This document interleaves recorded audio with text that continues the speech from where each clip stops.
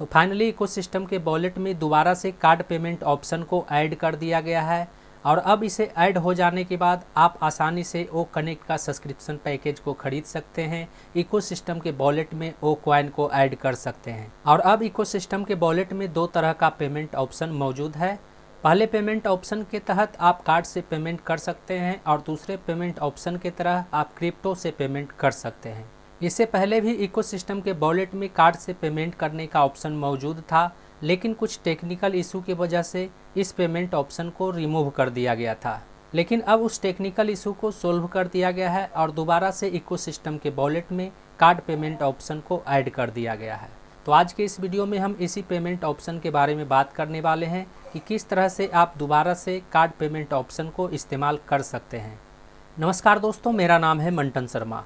Card payment option को इस्तेमाल करने के लिए हमें अपने इकोसिस्टम में लॉगिन हो जाना है और इकोसिस्टम में लॉगिन होने के बाद हमारे सामने इकोसिस्टम का डैशबोर्ड कुछ इस तरह से नज़र आएगा। यहाँ ऊपर में आपको माई वॉलेट का ऑप्शन दिखेगा और यहाँ पर एक प्लस का आइकॉन दिखेगा। बस हमें इस प्लस वाले आइकॉन पर क्लिक कर देना है। जैसे ही हम इस आइकॉन पर क्लिक करेंगे हमारे सामने इकोसिस्टम वॉलेट का इंटरफेस कुछ इस तरह से नज़र आएगा। यहाँ पर आपको ऐड ओ कॉइन लिखा हुआ मिल जाएगा और उसके नीचे में आपके इकोसिस्टम में जो भी ओ कॉइन होगा वह दिखाई देगा।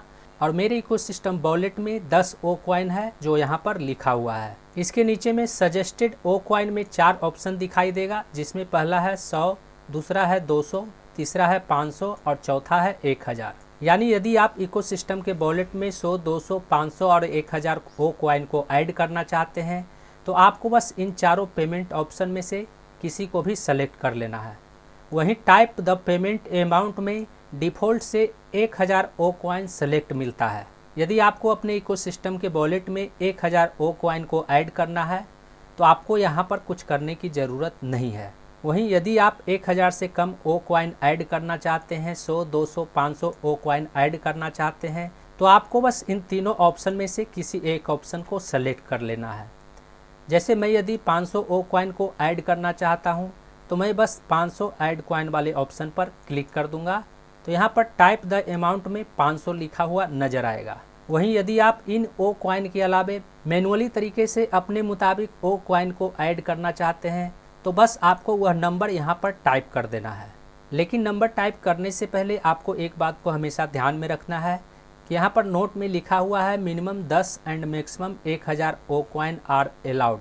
यानी यहाँ पर आप कम से कम 10 ओ कॉइन ऐड कर सकते हैं और ज़्यादा से ज़्यादा 1000 ओ कॉइन को ऐड कर सकते हैं। 10 ओ कॉइन से कम और 1000 से ज़्यादा ओ कॉइन को आप ऐड नहीं कर सकते हैं। जैसे यदि हम टाइप द अमाउंट में 250 ओ कॉइन ऐड करना चाहते हैं तो बस हम यहाँ पर 250 लिख देंगे। उसके बाद हमें थोड़ा नीचे की ओर स्क्रॉल करना है।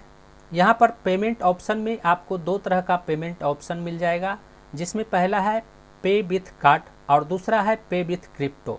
तो यदि आप कार्ड से पेमेंट करना चाहते हैं तो आपको यहाँ पर कुछ करने की ज़रूरत नहीं है, बस आपको कन्फर्म बटन पर क्लिक कर देना है। और यदि आप क्रिप्टो से पेमेंट करना चाहते हैं तो बस आपको यहाँ पर टिक लगा देना है और जैसे ही हम यहाँ पर टिक लगाएंगे यहाँ से टिक हट जाएगा। लेकिन मैं कार्ड से पेमेंट करना चाहता हूँ तो इसके लिए हम कार्ड वाले ऑप्शन पर क्लिक कर देंगे। उसके बाद कन्फर्म बटन पर क्लिक करेंगे। कन्फर्म बटन पर क्लिक करते ही हमारे सामने कुछ इस तरह का इंटरफेस नज़र आएगा। हमने जो 250 ओ कॉइन टाइप किया था वह यहाँ पर लिखा हुआ दिखाई देगा। अब यहाँ पर आप देख सकते हैं कुछ बदलाव किया गया था। पहले यहाँ पर ऊपर में कार्ड टाइप सेलेक्ट करने का ऑप्शन हुआ करता था, लेकिन अब उस ऑप्शन को यहाँ से रिमूव कर दिया गया है। जैसे आप किस कार्ड से पेमेंट करना चाहते हैं, आप मास्टर कार्ड से पेमेंट करना चाहते हैं या फिर वीज़ा कार्ड से पेमेंट करना चाहते हैं या फिर एमएक्स कार्ड से पेमेंट करना चाहते हैं, इस तरह का ऑप्शन पहले यहाँ पर हुआ करता था, लेकिन अब उस ऑप्शन को यहाँ से रिमूव कर दिया गया है। अब आपको डायरेक्ट यहाँ पर कार्ड होल्डर का नाम डालना है, यहाँ पर कार्ड नंबर डालना है, उसके बाद यहाँ पर कार्ड एक्सपायरी डेट डालना है और यहाँ पर सीवी भी डालना है। उसके बाद पे नाउ वाले ऑप्शन पर क्लिक कर देना है। तो मैंने यहाँ पर सभी डिटेल को फिल कर दिया है। अब हम पेमेंट नाउ वाले बटन पर क्लिक कर देंगे। तो जैसे ही हम पेमेंट नाउ वाले बटन पर क्लिक करेंगे तो क्लिक करने के बाद यहाँ पर एक एरर मैसेज आ रहा है, your card is not support, यानी यह कार्ड सपोर्ट नहीं कर रहा है। अब हमें पेमेंट करने के लिए किसी दूसरे कार्ड को चेक करना होगा। यदि आपके पास कोई दूसरा कार्ड है तो आप उस कार्ड का डिटेल फिल करके पेमेंट कर सकते हैं। तो उम्मीद करता हूं कि इस वीडियो में दी गई जानकारी को अब आप अच्छी तरह से समझ गए होंगे। इस वीडियो से संबंधित यदि आपके मन में कोई सवाल है तो आप हमें नीचे कमेंट में पूछ सकते हैं। आज के लिए बस इतना ही, मिलते हैं अगले वीडियो में नए टॉपिक के साथ। जय हिंद।